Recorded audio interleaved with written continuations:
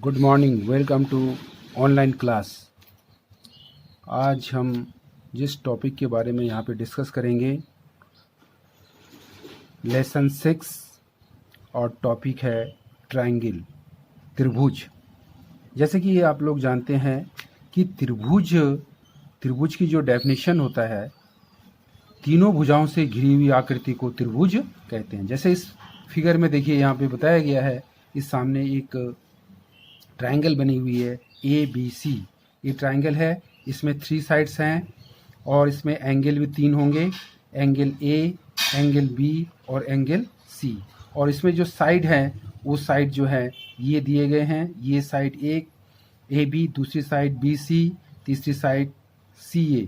3 side है, यानी कि 3 भुजा है और 3 कोण हो गए।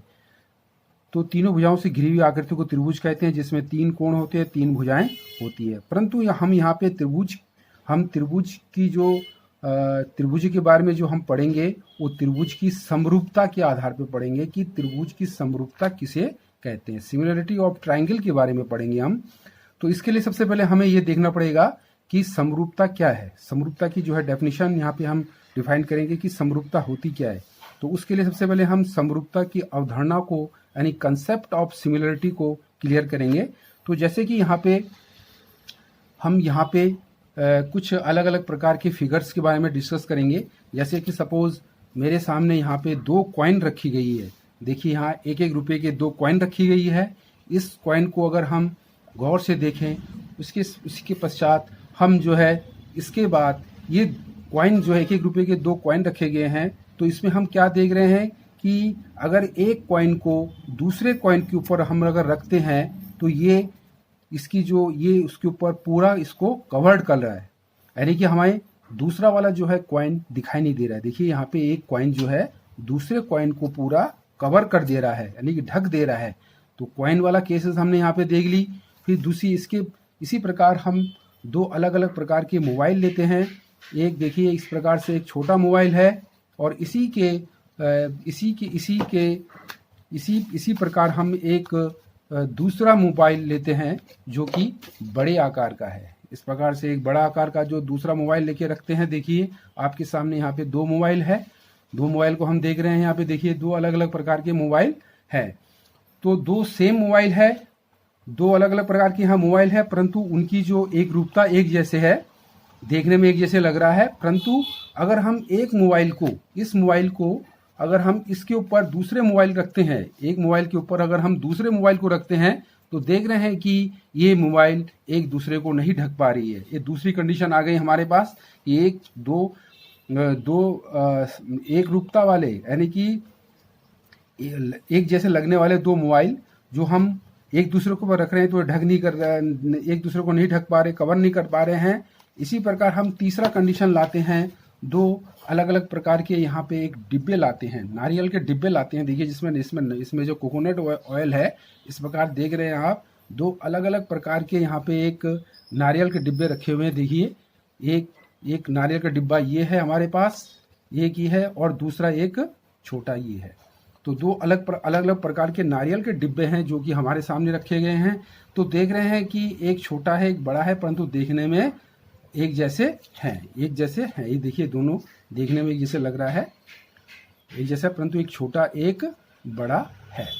तो इन सब आकृतियों को देखने के पश्चात हमें ये महसूस हो रहा है कि जैसे यहाँ पे कुछ इस प्रकार की आकृतियां हमने यहाँ पे बनाई है कि जैसे अब यहाँ पे कुछ हमने जो है अलग अलग प्रकार की आकृतियों को भी हमने यहाँ पे लिया है। जैसे हमने यहाँ पे 2 लाइन खींची है, एक छोटी लाइन है, एक बड़ी लाइन है, एक छोटा सर्कल है और दूसरा बड़ा सर्कल है। इस प्रकार से एक छोटा वर्ग है, दूसरा बड़ा वर्ग है। ये सब आकृतियाँ देख रहे हैं। उसके बाद फिर हम चौथा एक और फिगर बनाते हैं। यहाँ पे 2 त्रिभुज ले रहे हैं, एक छोटा त्रिभुज है, एक बड़ा त्रिभुज है। फिर यहाँ पे हम जो है 2 पंचभुज आकृतियाँ बनाते हैं इस प्रकार से। तो इन सब आकृतियों से देख के हमें ये लग रहा है कि समरूपता की अवधारणा को, कंसेप्ट को हम कैसे क्लियर करेंगे कि ये सारी जो आकृतियां हैं, जो यहाँ पे फिगर बनाए गए हैं, ये सारी आकृतियां सिमिलरिटी है, समरूपता है। अर्थात इसकी हम ये परिभाषा ये देख सकते हैं कि वे आकृति जो कि देखने में एक जैसे लगती है, परंतु इनकी जो लेंथ है, इनकी लेंथ जो होती है वो अलग अलग होती है। जैसे इसकी लेंथ देखिए, इसकी लेंथ में अगर कंपेयरिंग करते हैं तो ये अलग अलग लेंथ आ रही है। इस वाले साइड को लेते हैं, ये दोनों अलग अलग लग रहे हैं। इसी प्रकार ये वृत्त देखिए, एक की त्रिज्या R1 है, एक की त्रिज्या R2 है, दोनों अलग अलग प्रकार की त्रिज्या हैं। एक छोटी लाइन है, एक बड़ी लाइन है, इनकी नाप भी अलग अलग है। एक वर्ग है, इसका एरिया अलग है, इसकी एरिया अलग है। तो इन सब उदाहरणों को देखते हुए हम ये कहेंगे कि इस प्रकार की आकृति को हम समरूप कहेंगे। समरूप की डेफिनेशन ये है कि जिनकी लंबाइयां अलग अलग होती है और जो आकृतियां आपस में एक दूसरे को पूर्णतः कवर नहीं कर पाती है, परंतु उनके कोण जो है बराबर होते हैं।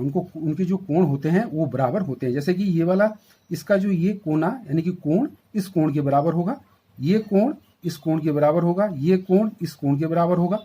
तो कोण तो बराबर होते हैं, उनके संगत कोण बराबर होते हैं, परंतु उनकी भुजाएं अलग अलग होती है। परंतु उनकी भुजाओं का अनुपात, जैसे ये अगर माने इसकी भुजा जो है 2 है और इसकी भुजा 4 है, अगर हम इसको अनुपात निकालते हैं यानी कि 2/4 करते हैं तो ये आता है 1/2 निकलता है।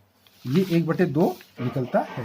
जैसे यहाँ पे 2/4 है तो इसका अनुपात 1/2 निकलता है। अगर हम इस भुजा की नाप लेते हैं 3 और इस भुजा की नाप इस भुजा की नाप अगर हम 6 लेते हैं, तब इसका अगर अनुपात अगर हम निकालते हैं तो 3/6 बराबर 1/2, यानी कि भुजाएं अलग अलग, परंतु जब हम उनका अनुपात निकालते हैं तो अनुपात बराबर होती है। तो इस प्रकार की आकृति को हम समरूप कहते हैं। तो ये समरूपता की अवधारणा है, कंसेप्ट है। अब हम थोड़ा सा समरूपता को समझने के लिए थोड़ा अलग प्रकार की चीजों को थोड़ा अध्ययन करेंगे, वो है सर्वांगसम कॉन्ग्रुएंट। सर्वांगसम कॉन्ग्रुएंट किसे कहते हैं कि जिनकी जो एक दूसरे को पूर्णतः ढक दे। जैसे मैंने इससे पहले एक सिक्का दिखाया था, 2 सेम प्रकार के सिक्का है, सिक्का के ऊपर जब हमने सिक्का दिखाया तो ये सिक्का एक दूसरे को पूर्णतः कवर्ड कर रही है। तो ये दोनों सिक्का एक दूसरे के क्या कहलाएंगे, समरूप नहीं कहलाएंगे, बल्कि एक दूसरे के क्या कहलाएंगे, सर्वांगसम कहलाएंगे, कॉन्ग्रुएंट कहलाएंगे, सर्वांगसम। तो समरूप को जो है क्लियर करने के लिए हमें सर्वांगसम को जानना बहुत जरूरी है कि सर्वांगसम क्या चीज है। तो जैसे कि अभी इस सिक्के की सहायता से हम बताया कि जो 2 सिक्के जो है समरूप है। समरूप की परिभाषा ये है कि जब वे 2 आकृतियां समरूप होते हैं, वो 2 आकृतियां समरूप होते हैं जिनके संगत कोण और भुजाएं बिल्कुल बराबर होते हैं। जबकि समरूपता की डेफिनेशन क्या है कि 2 आकृतियां समरूप कब होती है, जब उनकी संगत कोण बराबर होते हैं और उनके भुजाएं बराबर नहीं होती, बल्कि उनकी भुजाओं का जो अनुपात होता है वो समान अनुपात होता है। इसको और क्लियर करने के लिए यहाँ पे 2 आकृतियां हमने ली है। पॉलीगोन से 2 आकृतियां, पंचभुज आकार के, इसको अगर गौर से देखें तो यहाँ पे ये पंचभुज है ABCDE, एक पंचभुज ये है और दूसरी पंचभुज है PQRST। तो हम इसको इन दोनों आकृतियों को देख रहे हैं कि जो इनके जो एंगल बने हुए, जैसे यहाँ पे देखिए E पर जो है 100 डिग्री का कोण बन रहा है और यहाँ पे T पे जो है 100 डिग्री का कोण बन रहा है। यहाँ पे D पे बन रहा है 130 डिग्री और यहाँ पे S पे बन रहा है 130 डिग्री। कोण तो संगत कोण बराबर आ रहे हैं। यहाँ पे देख रही है कोण C जो है 90 डिग्री बन रहा है और R पे भी जो है 90 डिग्री का कोण बन रहा है। और यहाँ पे हम देख रहे हैं कि B पे, इस पंचभुज के बिंदु B पर 120 डिग्री का कोण बन रहा है, जबकि इस पंचभुज के कोण Q पे 120 डिग्री का कोण बन रहा है। तो इसके संगत कोण बराबर है, परंतु भुजाएं अलग अलग है। अगर इनकी भुजाओं का अनुपात हम निकालते हैं तो बिल्कुल सेम आता है। जैसे कि देखिए हम एक रफ में भी हम इसको शो कर सकते हैं। रफ में भी देखिए कैलकुलेट करके दिखा सकते हैं हम यहाँ पे। जैसे हमने यहाँ पे ले ली इन दोनों पंचभुज की जो है, दोनों पंचभुज की संगत भुजा को लेते हैं। जैसे अब हमने ले लिया जैसे AE ले लिया है, AE संगत भुजा AE, और तो इसकी जो संगत भुजा हो जाएगी वो हो जाएगी PT। तो हमने बटे PT कर दिया, क्योंकि समानुपात निकालने के लिए हमें भाग देना पड़ता है। दोनों भुजाओं के नापों को आपस में भाग देते हैं।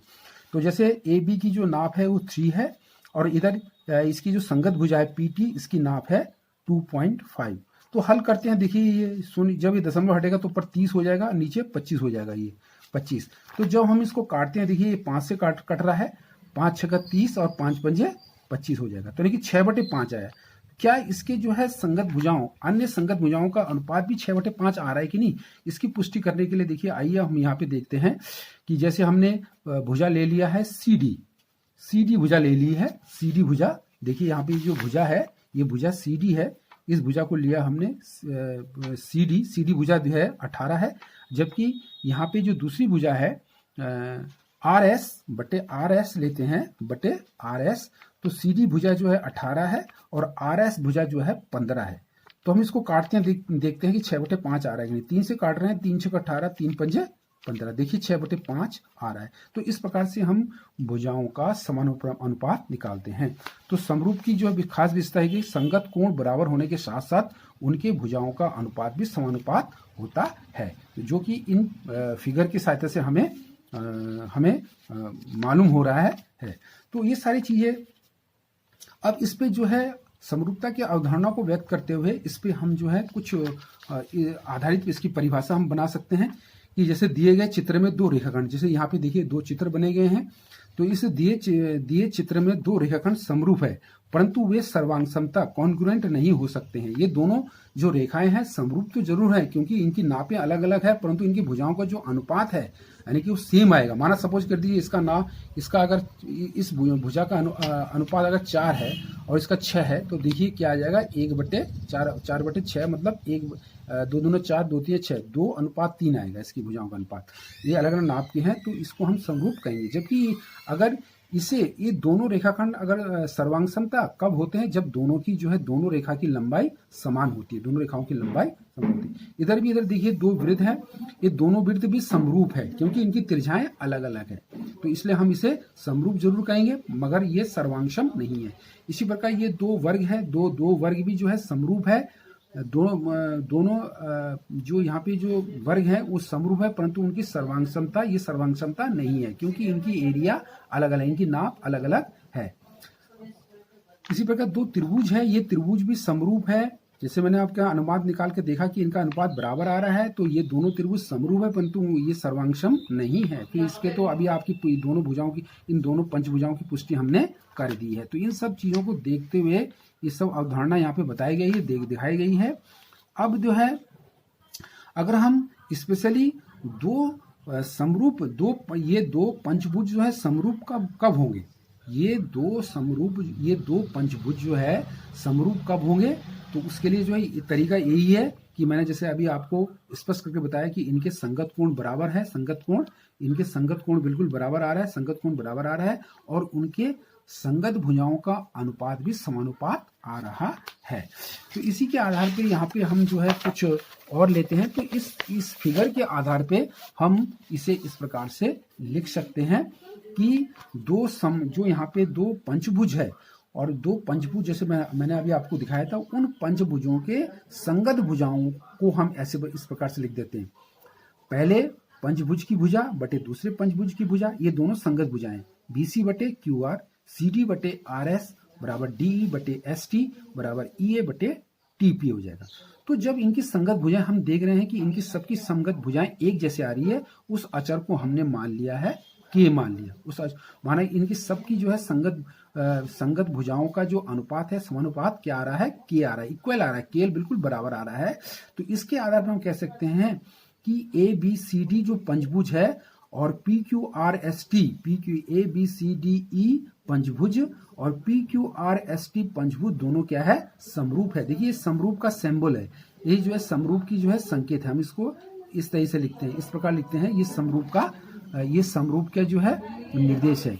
जैसे हम ये ऐसा कर देते हैं, ये समरूप का संकेत है, समरूप का जो संकेत है, इसलिए दोनों भुजाएं समरूप भुजाएं हैं। तो इन सब चीजों को देखते हुए हम इसको क्लियर डिफाइन करते हैं कि दो त्रिभुज